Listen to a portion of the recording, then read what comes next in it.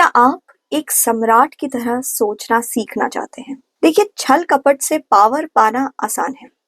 क्रूरता से आप पावर को अपने पास कुछ समय तक रोक भी सकते हैं। लेकिन अगर आप जिंदगी में सच में प्रभावशाली बनना चाहते हैं, आप जो करेंगे उसका प्रभाव लंबे समय तक रहे, ये चाहते हैं, तो आपको एक सम्राट के जैसे सोचना सीखना होगा। इस वीडियो में मैं आपको एक महान सम्राट की किताब मेडिटेशन के बारे में बताऊंगी।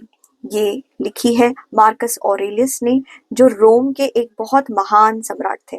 मेडिटेशंस के ऊपर वैसे दूसरे बुक समरीज है, और मैं साधारणतः बुक समरीज बनाती नहीं, लेकिन इस किताब को पढ़ के मुझे ऐसा लगा जैसे कि इसी किसी भारतीय ने लिखा हो, जैसे कि ये बहुत नजदीक है हमारे वैल्यूज से। जानने पे मुझे पता लगा कि मार्कस ऑरेलियस के समय पे इंडिया में और रोम के बीच में बहुत ज्यादा ट्रेड भी था। ये ऐसा समय भी था जब रोम बहुत सुनियोजित तरीके से आगे बढ़ रहा था, उनका अर्थशास्त्र भी अच्छा चल रहा था, आर्थिक स्थिति उनकी अच्छी थी। तो जानते हैं कि मार्कस ऑरेलियस के पास से सीखने के लिए हमारे लिए क्या है। नमस्कार, मैं मनोवैज्ञानिक डॉक्टर मयूरिका दास विश्वास, और आज मैं आपको 7 ऐसी आदतों के बारे में बताऊंगी जिन्हें पाकर आप एक सम्राट की तरह सोचने लगेंगे, और कुछ ही समय में आपके पास महान शक्ति आने लगेगी। क्या आपने कभी सोचा है, जो आपको दिखाई देता है, जो आपको सुनाई देता है, क्या वो सारा का सारा सच है? कितने बार हमारे सामने ऐसा होता है कि मीडिया हमें सिर्फ आधा सच दिखाती है। रील्स में, व्हाट्सएप फॉरवर्ड्स में हमें ये दिखाई देता है कि किस तरीके से हमारे खुद के समुदाय के लोगों के साथ अत्याचार पास्ट में भी हुआ है और अभी भी होता आ रहा है। लेकिन हमें ये इंफॉर्मेशन नहीं दी जाती, नहीं फॉरवर्ड की जाती कि किस तरीके से हमारे समुदाय के कुछ दुष्कर्म करने वाले लोग, कुछ शैतान लोग दूसरों को किस तरीके से परेशान करते हैं। ये इंफॉर्मेशन हमारे पास नहीं आती। हमें बार बार वो इंफॉर्मेशन दी जाती है जो हमें उत्तेजित करे। तो इसलिए हमेशा याद रखिए कि आप जो भी देख रहे हैं, सुन रहे हैं, वो पूरी की पूरी रियलिटी नहीं, सिर्फ आपका परसेप्शन है, और हमेशा आपका परसेप्शन ही रहेगा।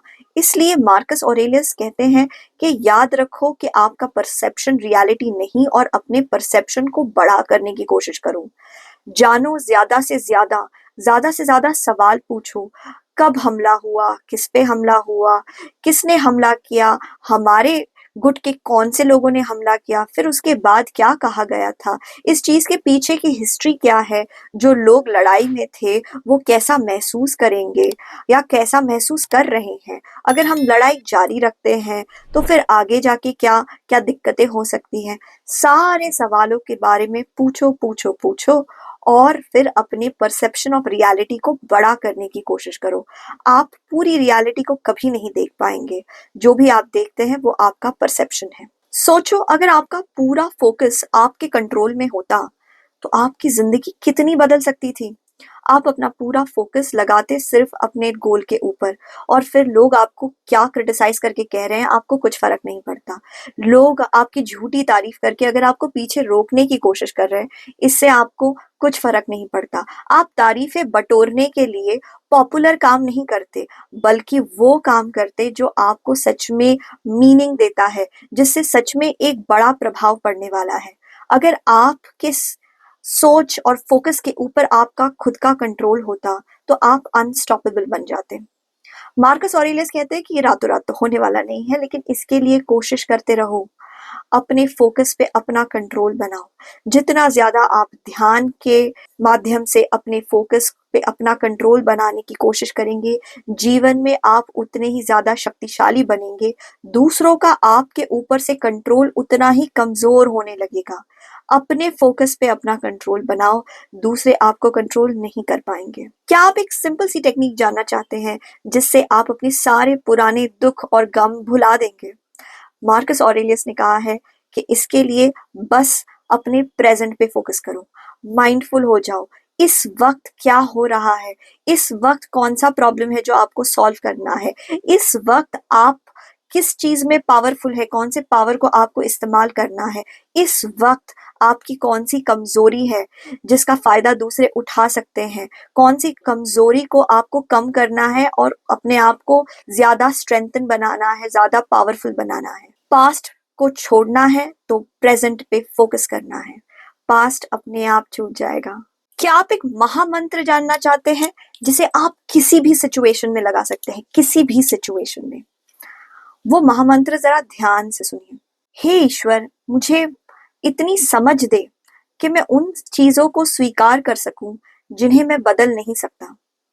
हे ईश्वर, मुझे इतनी हिम्मत दे कि मैं उन चीजों को बदलूं जिन्हें मैं बदल सकता हूँ।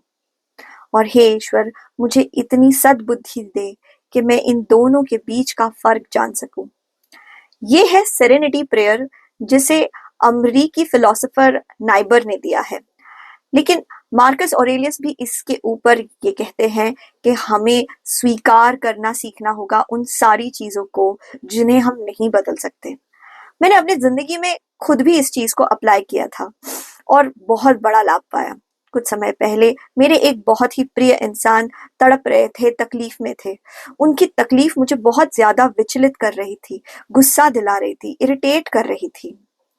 लेकिन जब मैंने अपने आप को मेडिटेशन के द्वारा ये समझाया कि यही रियलिटी है जिसे मैं बदल नहीं सकती, जैसे ही मैंने स्वीकार कर लिया, मेरा गुस्सा कम होने लगा, इरिटेशन कम होने लगी और फिर मुझे समझ आने लगा कि मुझे क्या करना चाहिए इस तकलीफ भरे सिचुएशन में।